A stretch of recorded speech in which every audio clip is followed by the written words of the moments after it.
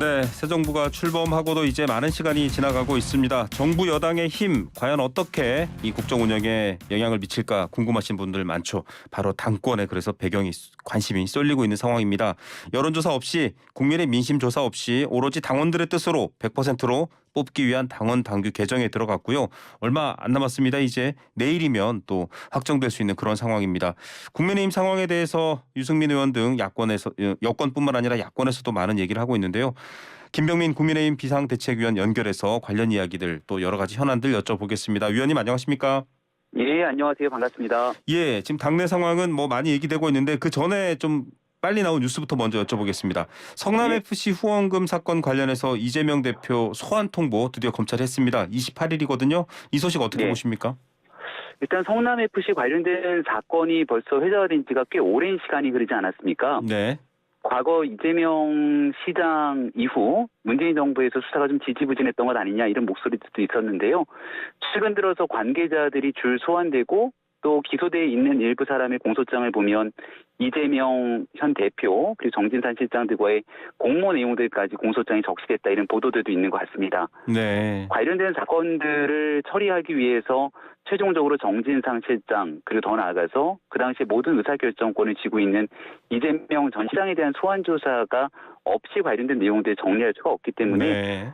아마 불가피한 상황으로 이 대표에 대한 소환 통보를 한 것이 아닌가 생각합니다. 불가피한 통보다 뭐 수사 과정이라는 얘기를 했지만 아직 검찰에서 증거라든지 다른 게 알려지진 않았는데 지금 이재명 대표 같은 경우에는 정적 제거하고 있는 보복이다. 그리고 성남FC는 무혐의 결정이 났는데 다시 하는 걸 보면 이거는 좀 문제가 있다 이렇게 지금 항의하고 있습니다. 어떻게 보십니까? 경찰에서 혐의점을 찾지 못했다 이렇게 얘기를 했지만 문재인 정부 시절에 검찰에서 관련된 내용들에 대한 수사가 미진했기 때문에 보완 수사를 했던 것도 지금 있는 윤석열 정부가 아닌 문재인 정부 시절의 일이기도 합니다. 네. 오히려 시간이 지나고 나면 오히려 당시에 경찰이 관련된 심각한 문제들이 있었음에도 불구하고 수사를 덮으려고 하거나 아니면 여기에 대해 수사를 했던 것은 아닌지도 또 다른 알아봐야 될 방향이라고 생각을 하고요. 네. 떳떳하고 문제가 없다면 이재명 대표가 직접 가서 당당하게 수사를 받고 왜 이런 내용들이 아닌 건지를 설명하면 될 일인데 지금 얼마 전 대표 취임 100일 기자회견까지 거부하는 등 관련된 사법 리스크에 좀 굉장히 고심하는 모습이 보이는 것 같습니다. 예. 만약에 이재명 대표가 민주당 제1야당의 대표라는 이유로 이 검찰의 소환조사마저 거부하고 모든 것들을 다 지연시키려고 한다면 결국 당 대표가 되고 또 국회의원 보궐선거에 출마하려고 했던 모든 것 사법 리스크를 이 당이라고 하는 힘으로써 방탄하기 위한 그런 의도성이 아니었냐라고 하는 주장이 오히려 더 힘을 싣게 되지 않을까라고 생각합니다. 네, 김병민 위원께서 또 말씀해주신 그 무혐의가 된 것도 경위를 밝혀낼 수 있다. 이를테면 무혐의가 아니라 혐의점이 드러나면 예. 문재인 정부 당시의 경찰청장이라든가 수사 담당자라든가 혹은 그와 연관된 부분들에 대한 수사도 확대될 수 있다. 이런 의미인가요? 그건 최종적으로 수사 결과가 나와봐야 되겠죠. 만약에 재판 결과 유죄로 확정이 됐다면 이런 일에도 불구하고 왜 그 당시에는 수사가 진행되지 않았을까에 대한 문제점들도 제기가 될 수 있을 겁니다. 네. 그런 내용들은 추가적인 뭐 시민단체 고발이든 아니면 거기에 대한 명확한 혐의점이 포착되든 추후의 일이기 때문에 지금 얘기하는 건 성급한 일입니다만은 네. 적어도 과거에 있었던 일 때문에 지금 있게 되는 수사 자체가 정치적이다 이렇게 주장하는 일에 대한 문제를 제기하고 싶습니다. 예, 알겠습니다. 자, 이 상황이 또 계속 지금도 아직까지 여러 핵심 인물들의 진술 이런 것들로 이제 공판이 진행되고 재판 과정에서 증거가 드러나면 저희가 또 다시 의견 여쭤보도록 하겠고요. 국민의힘 내부 얘기를 좀 들어보겠습니다. 유승민 의원이 YTN 출연해서 좀 세게 말씀하셨어요. 국민의힘이 당원이 힘이 되고 도로 한나라당이 되는 퇴행폭거다.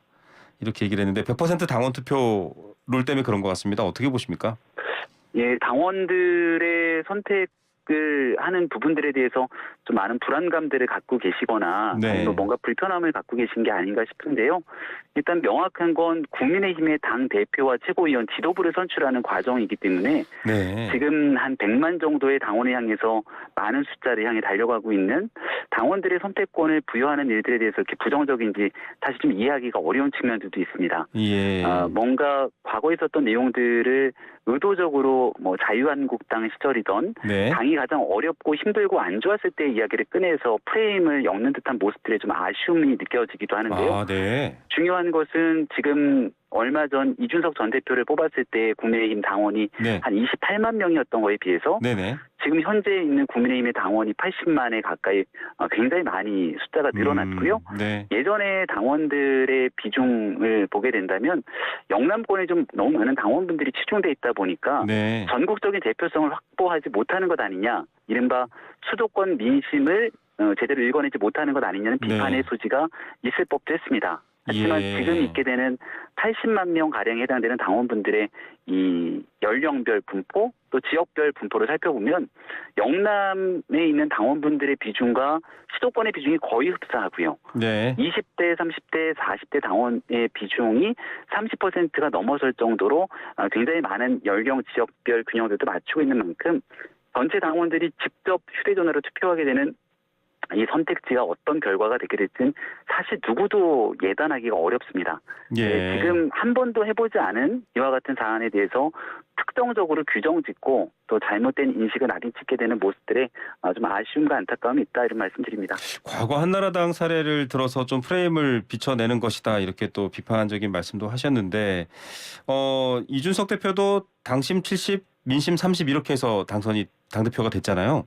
예. 예, 여러 우여곡절 속에서 사실 당원 가입 모집 동료를 굉장히 전국적으로 돌면서 많이 했어요. 그래서 이런 부분들이 사실은 어떻게 보면은 좀 민심이 열려 있는 측면하고 또 당원이 골고루 전 국민을 대표하는 형태로 늘어난 것과 예. 어떻게 보면 좀 연관성이 있다, 이렇게 볼 수도 있지 않나요? 어떻게 판단하십니까? 이준석 전 대표도 네. 당대표에 재직하고 있던 기간 동안 시종일관 이제 SNS에 글을 올리면서 당원 가입하기 그랬죠. 좋은 날이다, 이렇게 당원 독려 운동들을 많이 하지 않았습니까? 네. 그만큼 천원 당비를 내는 당원들이 직접 당의 주인이 돼서 직접적인 의사결정에 선택해달라, 이런 목소리를 외친 것으로 알고 있습니다. 예. 근데 그때의 목소리와 지금의 얘기들이 결이 조금 다르게 비춰지는 것 같은 모습들이 보인다, 이런 생각이 드는데요. 예. 실제 이준석 전 대표가 그 당대표가 됐던 전당대회 28만, 그 당시에 연령 비중 그리고 수도권과 영남권의 당원 비중들을 보게 되면 지금이랑은 현저한 차이가 나게 됩니다. 네. 그래서 지금 있게 되는 구도 속에서 만약 전당대회를 치렀을 때 그게 어떤 후보에게 유불리로 적용될지는 아무도 알기가 어렵고요. 그리고 여론조사 민심을 대표한다, 이렇게 얘기를 하게 되는데 여기도 일정 부분 어폐가 있는 측면들이 있습니다. 네. 그러니까 여론조사에서 역선택 문제 배제하자, 이런 얘기들이 숱하게 많이 나오게 방지 되는데요. 조항도 논의하시는 걸로 알고 있어요. 네. 역선택 방지 조항은 각종 대통령 선거 혹은 네. 지방선거나 국회의원 공직선거에서는 여론조사가 포함이 되는데 네. 여기에서 이제 역선택 방지를 집어넣게 되는 거고요. 예. 근데 이런 선거 같은 경우는 상대가 있지 않습니까? 네. 그러니까 대통령 선거는 국민의힘 후보가 있고 민주당 후보가 있고 네네. 국회의원 지방선거 다 마찬가지죠. 네. 이런 상황에서의 상대 후보와 경쟁력들을 열어볼 수 있는 여러 여론조사 지표들이 가능한데 국민의힘의 전당대회는 상대 후보가 없습니다. 네. 오로지 국민의힘 내에 있는 후보들만 있을 뿐이죠. 네. 근데 여기에 민주당을 지지하거나 국민의힘에 대해서 혐오감을 갖거나 절대적으로 국민의힘을 싫어하는 분들이 여론조사에 응답을 해서 국민의힘 당 지도부 선출 과정에 참여하게 된다면 이는 왜곡된 결과를 가져올 수 있는 우려가 상당히 존재합니다. 예. 여기에 대한 당원분들에 대한 목소리 그리고 또 여러 전문가들의 목소리들까지도 하나의 방법으로 합치되는 것은 아니기 때문에 여기에 대한 새로운 방식, 지금 변화된 당원 숫자와 비중에 맞춰서 정말 새로운 당원들 총회를 모아가는 전당대회를 가져보고자 하는 그 뜻을 지금 개정 과정들을 네. 거치고 있다고 거듭 말씀드립니다. 예, 굉장히 뭐 일목요연하게 또 이렇게 잘 정리를 하셨는데 많은 궁금증은 그렇습니다. 네. 100% 당심, 즉 당원의 의사를 반영하는 배경에는 사실 여러 식사 자리들도 있으면서 이제 윤석열 대통령의 의중 아니냐, 뭐 여권발, 네. 뭐 다수의 복수의 여권발 이렇게 해서 많이 알려져 있거든요. 예. 뭐 혹시 최고위원께서는 대통령과 통화하신 적 있으십니까? 최근에 통화한 적 없고요. 네. 지난번 우리 지도부 만찬 자리에서 네. 여러 대화들을 나눴습니다마는 네. 이런 전당대회 등에 대한 대화들은 일절 없었습니다. 네. 그리고 일부는 전혀 확인되지도 않은 각종 추측과 추정들을 난무하면서 유니즘 등에 대한 언급들을 하는데요. 네네. 앞서 제가 설명드린 것처럼 저도 이제 광진갑이라고 하는 서울 지역의 한 당협위원장을 맡고 있습니다. 네네. 저희 동네에도 수천 명에 달하는 책임당원들이 있고요. 이분들에게 네. 전부 투표권이 부여됩니다. 네네. 그럼 이른바 누군가 힘 있는 사람의 영향력이 행사되기 위해서는 줄줄이 오다가 내려와서 제가 누군가에게 그 영향력을 행사해서 한쪽으로 이 사람을 뽑아라라고 그 영향력이 현실화가 돼야 될 것 아니겠습니까? 네. 근데 적어도 저희 지역에서 많은 당원들과 이야기를 나눠보면 누군가가 이 사람을 찍어라고 찍는 구조가 절대 아니고 네. 정치에 굉장히 관심들이 많기 때문에 네. 어떤 당대표가 선출이 됐을 때 그 다음에 있게 되는 총선 승리에 가장 힘이 실리고 윤석열 정부 성공에 같이 호흡을 맞출 수 있을까를 보고 즉각적인 판단하게 됩니다. 예. 그래서 지난번 전당대회 때도 이준석 전 대표 바람이 막 불어일으켰을 때 누군가의 조직된 힘이 아니지만 이준석 대표가 됐을 때가 아마 젊은 사람들의 바람을 일으켜서 정권 교체에 힘이 될 거다 생각하고 굉장히 많은 당원분들이 자발적인 투표를 했거든요. 예. 그때 있었던 당원들의 투표 표심마저 왜곡하거나 그 내용들을 이제 또 잘못 해석할 수도 있는 방식으로 우리 당을 좀 스스로 쪼그라들게 만들지 않았으면 좋겠고요. 우리 당원들이 갖고 있는 나름대로의 집단 지성 이게 얼만큼 당을 위해서 잘 만들어질지 저는 오히려 기대가 됩니다. 예. 자, 뭐 이 여러 가지 규칙은 이제 당의 주인은 당원이고 필요에 따라서 바꾼다. 그리고 여러 가지 우리의 이유가 있다라고 말씀을 해주셨습니다만 컷오프라든지 결선 투표제 도입을 놓고도 유승민 전 의원 측에서는 어쨌든 유승민이 안 되도록 하기 위한 일종의 장치들이다. 이런 의미로 많이 얘기를 하고 있고 또 이른바 윤핵관으로 불리는 또 지금 당의 어떤 대통령실과 긴밀하게 소통되는 분들이 올라가지 못하는 걸 좀 막기 위한 예방하기 위한 그런 조치 아니냐 이런 시각도 있습니다. 어떻게 설명하시겠어요? 결선 투표제는 정의당도 채택을 하고 있고요. 네. 민주당이 지난번 대통령 선거 과정 속에서 결선 투표제가 이미 도입이 돼 있기 때문에 네네. 이낙연 당시 후보가 올라가냐 마냐를 두고 마지막까지 뜨거웠던 일들 다 기억하실 겁니다. 네. 그러니까 과반의 표를 확보하지 못하는 사람이 대표가 최종 후보가 되는 것보다는 오히려 그렇지 못했을 경우에 1등과 2등 주자 간의 결선 투표를 거치면 여기에 대한 하나의 컨벤션 효과가 한 번 더 일어날 수 있고요. 네네네. 그렇죠. 그리고 난 다음 만약에 전당대회 치렀는데 과반 득표를 아무도 못하게 됩니다. 네. 그럼 여기서 1등, 2등이 누가 되는지를 놓고 또 경쟁이 치열해질 뿐더러 네. 그러니까 그냥 일반적인 상태 속에서 여러 후보들이 있을 때 의미가 없는 수치가 나오더라도 2등으로 올라가게 되면 결선에서 한번 해볼 수 있다는 자신감을 또 갖지 않겠습니까? 네. 그런 흥행적 요소 한 가지. 두 번째는 당의 대표가 되는 분이기 때문에 한 30% 40%로 당 대표가 되는 것과 달리 과반이 넘는 압도적인 지지로 당대표가 됐을 때 당내 리더십에 훨씬 더 힘이 실리지 않겠습니까? 네. 이런 긍정적인 면들을 고려해보게 됐을 때는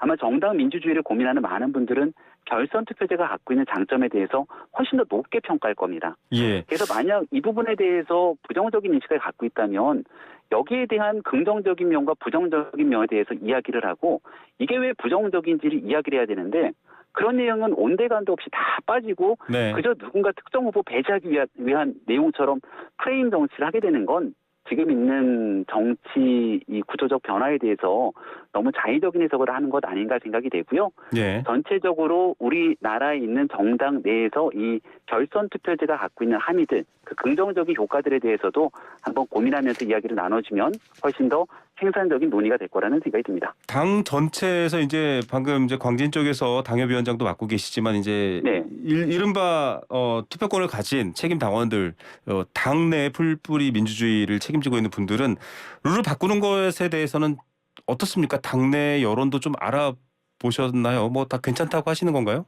당원들의 분위기는 우리 당의 대표를 선출하는 과정 속에서 당원들에게 투표권을 부여하는 일에 대해서 굉장히 오랫동안 목소리를 높여왔습니다. 네. 예, 그리고 오히려 앞서 말씀드린 것처럼 우리 당을 좋아하지 않거나 네. 우리 당에 대해서 혐오감을 갖거나 정말 우리 당이 아주 안 됐으면 좋겠다고 생각되는 사람들이 여론조사에 확인이 불가능한 상태이기 때문에 네. 여기에 대한 역선택 측면으로 작용될 수 있는 우려에 대한 부분들이 상당히 많이 있었죠. 예. 그런 측면에서 당원들의 모바일 투표를 통해서 함께 선택할 수 있는 권리가 주어진 부분들에 대해서는 굉장히 많은 사람들이 긍정평가를 하고 있다. 이런 얘기는 자신 있게 드릴 수 있습니다. 예, 비판적인 얘기를 하는 것은 일종의 프레임이다. 뭔가 나쁜 부정적인 의미를 지금의 결정에 좀 붙이는 거다라고 이제 계속 시종일관 말씀을 하셨는데 좀 뜬금없는 얘기긴 합니다만 과거에 이제 19년 전인가요? 그 천막 당사 박근혜 대표를 선발할 예. 당시에 노무현 전 대통령의 탄핵 이제 역풍으로 굉장히 당이 위태로울 때 이제 5대5 민심호 당심호를 예. 택했습니다. 어떻게 평가하십니까? 그 선택에 대해서는. 예. 예를 들어서 그 예, 지금 이동 중이신 것 같은데요. 잠시만 예. 멈춰서 예. 예, 전화를 해주시면 좋을 것 같습니다. 네, 김병민 최고위원 듣고 계신가요? 네, 자 전화 연결 상태가 좋지 않아서 저희가 다시 연결해서 듣도록 하겠습니다. 여러 가지 국민의힘 당 내에서는 이미 당원 100% 당심으로 당 대표를 선출하는 것이 충분히 전 국민의 여론과 의견을 대표할 수 있는 대표성이 있다. 이런 설명을 했고요.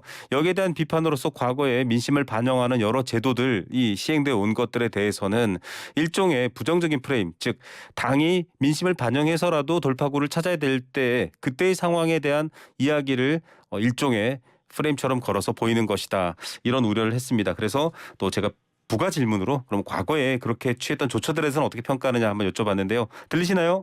네, 잘 들립니다. 네, 전화 위원님. 연결 상태가 조금 좋지 않았던 것 같은데요. 네, 민심 반영의 선택은 네. 뭐 어떻게 평가하시는지. 그러니까 우리가 과거의 전당대회를 지켜보면 체육관 전당대회를 했을 때가 있었습니다. 그랬죠. 네. 그러니까 지금도 민주당은 대의원에 대한 표심을 일반적인 당원이 갖고 있는 한 표보다 훨씬 더 많은 가중치를 두게 되죠. 이런 체육관 전당대회가 있을 때는 당연히 누군가의 조직력이 동원될 수 있는 힘들이 가능해집니다. 네. 그랬을 때 이 부분을 보완하기 위한 여론조사를 채택했던 적들이 있었죠. 네. 근데 이것보다 훨씬 더 진화되어 있는 부분이 지금 이 K보팅이라 그래서 모든 당원들에게 휴대전화로 투표를 직접 할 수 있는 권한이 부여된 것이죠. 조직의 힘이 미치지 않는다. 네. 전혀 미치지 않습니다. 네. 그래서 그때 있는 상황들과 지금 있는 내용들을 그냥 물리적으로 비교하기에는 그 주변에 바뀐 변수들이 너무 많기 때문에 네. 저는 해당되는 내용이 관계가 없다고 말씀드리겠습니다. 알겠습니다. 자, 여러 가지 현안들이 있는데요. 지금 이제 예산안을 놓고 팽팽합니다. 지금 당 지도부에 비대위 지도부에 계신데 네. 조금 협상 혹은 타결의 여지 좀 뚫어야 되지 않을까요? 시행령 예산안도 마찬가지고요. 지금 어떻습니까? 많은 부분들이 그래도 접점들은 좀 좁혀지고 있는 것 같은데 이미 언론 보도가 나와서 많이 알고 계신 것처럼 경찰국 그리고 법무부의 인사정보관리단 등 여기에 대한 예산들에 너무 이 민주당이 집중하고 있는 것은 아닌가 이런 생각이 듭니다. 네. 그러시게 되면 청와대 민정수석실이 여러 역할들을 했었을 텐데 이 민정수석실을 윤석열 정부 들어서는 없앴고 이걸 투명하게 관리할 수 있는 제도를 만들어냈음에도 불구하고 여기에 대해서 비판적인 기조를 갖고 있는 것 같습니다. 예. 그러니까 대통령이 움직이고 국가 경영에 필요한 내용들에 대한 기본적인 부인에서 출발하게 된다면 이 예산안 심사가 그런 방식으로 진행돼서는 안 된다고 저는 생각을 하고요. 예. 불과 몇 억 정도밖에 안 되는 예산 때문에 전체 예산이 발목 잡히지 않도록 민주당이 대승적인 결단이 필요하다고 생각합니다. 예. 일단은 뭐 의회를 무시하는 것 아니냐라는 민주당의 입장에 좀 대승적 결단을 통해서 일단은 한 발 더 가자 이렇게 얘기를 해주셨고요. 이태원 참사 얘기도 여쭤보겠습니다. 국조특위 국민의힘 의원들 복귀를 했습니다. 유족들은 이제 그간 있었던 논란이 된 발언들에 대해서도 지적을 하고 계시고 시간도 부족하지 않냐 이런 지적이 있습니다. 지도부에서는 어떻게 바라보고 계시나요? 네, 좀 여러 가지 우여곡절이 있었습니다만은 어렵게 국조특위 합의를 이끌어냈는데 그럼에도 불구하고 합의 이후에 이상민 장관에 대한 해임 건의안을 강행 처리하고 또 거기에다가 탄핵까지 언급하는 과정들이 오히려 약간 진실을 규명하기 위한 본질과는 좀 어긋난 측면으로 갔던 측면이 있다고 생각을 합니다. 네. 하지만 이제 시간이 조금 지나면서 많은 내용들이 진실을 규명하기 위한 국정조사, 이 특유의 힘이 실리기 시작했고 이제 다시금 그 일이 진행되고 있는 것 아니겠습니까? 네. 더 시간이 많이 지체되기 전에 10월 29일 그날 어디서부터 문제가 발생했는지에 대한 진상 규명 그리고 더해서 그 이후에 같은 일이 다시금 재발하지 않도록 재발 방지 대책을 법률로서 명확하게 규정질 수 있는 후속 조치에 나서는 일, 여기에 국회가 함께 노력하는 일이 제일 중요하다고 생각합니다. 예, 끝으로 경제 관련된 상황이 심상치 않습니다. 이럴 때 좀 안전망 얘기도 많이 나오는데 대통령께서는 일단 노동개혁 과제를 가장 강조한 걸로 알려지고 있거든요.